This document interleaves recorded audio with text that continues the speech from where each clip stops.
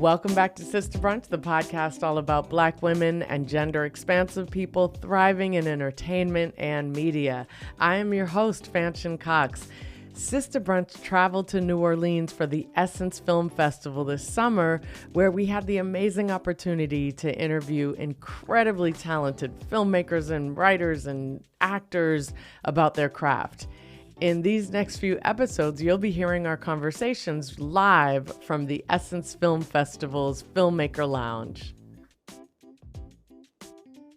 Good morning, everyone. My name is Farida Abdul-Wahab. I am a TV executive and associate producer of the Sista Brunch podcast, and we are live this weekend here at Essence Film Festival in New Orleans. And today we have the wonderful Lamonia Brown, who is the festival director of the Essence Film Festival. So Hi, Farida. hello. We're very happy to have you. And so, I'm happy to be here. yes, and so we know you're busy, so this morning we're going to keep it quick because we know you got to get to other panels that you're moderating and whatnot. So we just want to start with basically what your role is at the festival and what do you do here, and yeah. Let's start with that. So the Essence Film Festival is under the umbrella of the Essence Festival of Culture, which takes place in New Orleans each year around 4th of July weekend, and we're so happy to have launched this film festival last year. It has grown quite a bit since last year. My role is the festival director, and just to explain that, Rich Dennis, who owns Essence Ventures, and I talked about launching a film festival back in 2019, and I was really excited to have the opportunity to do so. And we planned it, had everything in place, and then COVID came. Oh, COVID. And so we couldn't launch it in person until last year, but we've been actually working on this for years. So we're so happy to see it come to life and come to fruition in the way that it has. But that's my role. I created the festival. I'm the festival director, and I hope to see it grow and grow and grow for many, many years. Amen to that. And that's exactly what we all want to see. So when you both created this festival, what was your vision for it? What did you have in mind? The vision for it was to, make it a place that people who come to New Orleans every year could also showcase their films, connect with other directors and filmmakers and producers, collaborate with each other, co-produce, the same thing as any other film festival, but also adding in the piece of workshops, education, really focusing heavy on below-the-line opportunities, and, giving the town of New Orleans a chance to have a real Black film festival in their hometown. Gotcha. Not many people know how to go about, I guess, pursuing a career to become a festival director.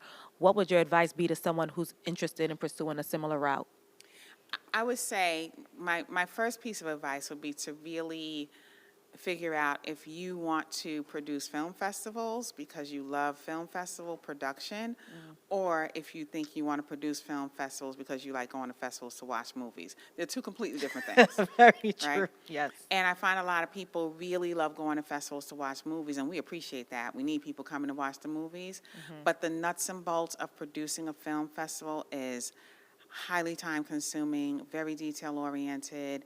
You will be on the phone all the time trying to get people to your festival in terms of talent, producing panels, getting people to do workshops, getting people to come to the festival, collecting assets, making sure those assets are high-res enough that they can be printed and shown. And you have to work with a team that puts it on the website, a team that puts it on the app. You have to make sure it's promoted, publicized, that the right media is here. And, you might have to jump in as a moderator from time to time. So decide if you really like watching movies or if you really want to do all that work. Gotcha. So one of the questions I wanted to ask you after this were, what are some of the challenges? But I think you just shared that with us. So I would rather like to say, what are some of the characteristics you think a good festival director should have or hone? Or skills they should hone? Well, I think the jury's out on whether I'm a good festival director, right? I think I am, but the jury may be out. Oh, the audience said, yes, you are. Yes, she is. I mean, we're here. Everyone's doing fabulous things, so yeah. I think there is a particular appetite you have to have beyond just event production to do a film festival. So I am a filmmaker. I went to film school. My core reason for wanting to do film festivals as opposed to focusing on my own work. And I do my own work. I do write my own screenplays. I do produce. However, my focus on film festivals is really about the community, the Black community, people of color whose stories are not being told. And it's amazing if I can get my 10, 15 stories told. But imagine if we have a place where there's 50 stories and all 50 of them have a chance to get told every year. That's the way you change the world, in my opinion. Media always has an impact on the world. And if we don't start having all of our stories told, every type of, we had 6 horror shorts here. Wow. We had features, documentaries, animation. If we can't get all of that out into the world, people will always see us one way. So that's what I'm driven by. And I guess that's the one characteristic that would make a good festival director. Wow, really good. That's good. So when you are programming your festivals, what do you look for in the submissions for the different categories? Like, the first thing in submissions is, did you follow the instructions? Right. Exactly. Are you submitting on time? Or are you emailing me your submission when you're not supposed to? Right. Okay. And then in terms of just watching the films, we do create a screening squad. So I had a squad of about 14 people who go through all the submissions. I did that for you at one of your other festivals. You have done that at one of my other festivals. At first I was excited, and I'm like, dang, all these films. Well, and then, that's also part of being vote. the festival director, right? So there will be a number of films that you have to watch. And you have to comb through your initial screeners' scores. You know, so it's a lot. You might want to just watch movies, some people. But, so I do look at the movies, even the ones that are scored low, because it's very much a subjective thing. So if it scores a little lower than what we need, I'll take a look and see. Maybe we'll put that one in. Right. But we are looking for things with a high quality production. We want to make sure that it's a full story, that they knew how to tell this story. Right. And that there's something different being said. And it doesn't have to be a completely different story, because as people always say in Hollywood, every story has been told. That's not really true, but a lot of stories have been told. But can you tell that story in a unique way? And are you telling that story from the lens of people of color and Black women and Black people? That's what I really look for this film festival. Gotcha. And to bring it to the other side of it, because we spoke about the challenges, what are the joys of producing and being the director of film festivals, or directing film festivals? So my worst day in any film festival process. I said joys. Are we getting there? Yeah, we're going to get there. Oh, okay. Yeah. Y'all, Farida's known me for a long time, so she manages me in a certain way. And we get to that. So the worst day for me is also the best day for me. That's what I'm going to tell you. Gotcha. And it's notification day, because that's the day I have to tell so many people that they did not get into the film festival. And I can imagine what that feels like. But I also get to tell a bunch of people that they did get into the film festival. So I love when they're so happy and, really grateful to come and screen their film. That's a good day. That's one of the biggest joys. Another big joy is when the film actually screens for them and they're just excited and they're taking pictures and they're just, so happy, and they know that their story is reaching new audiences. So those are some of the joys. Oh, that's lovely. You spoke about community. Can you talk about the type of community and network you've been able to build over your years as just being part of festivals? Because I feel like there's a special community that takes place when you actually attend a festival, whether or not you have a film. So can you just talk about that and what that's like, especially for filmmakers of color? You mean communities for the filmmakers, not for me? It could be for you as well, because I know you've built your community as well. So what I think people should know is that I don't know if there are 100 Black film festival directors on the planet. I just don't know. There's so few of us. We all know each other, though, so we all know each other's struggle. That community. So that's that community, and that's a very, very, it's a very specific job, and there are not a lot of us. So I do commiserate with a lot of my festival directors, and we always share content. Like, if someone sees something wonderful here, they'll share it. If there's something wonderful at Michaud or Pan African or Urban World, we share it with each other. So that's that type of community. I think that what I always try to do in my orientations is tell the filmmakers, I got this from you when we were doing another program, that you are each other's peer group. Right. So while you're here, ask filmmakers for this weekend or for however long you're here for, meet everybody, connect with everybody. This is your peer group. You guys are going to come up in this business together. It doesn't matter where you think you are. Right. You're still at a film festival. So, make sure Right. that you all connect with each other and build out that community. And they'll see each other at next festivals and All next the festivals and festivals. next Yep. festivals. And it's important to stay connected in that Right. way. Right. So what's your favorite festival? Oh, the I Essence Film kidding. Festival. I was kidding. I was just kidding. All right, so I'm going to hop to this question in honor of this weekend. As we honor and celebrate so many of our Black icons this weekend, we're reminded of the importance of legacy and the people we come from. Can you tell us about an early memory you have learning about Black history that made you feel more confident or that more was possible for you?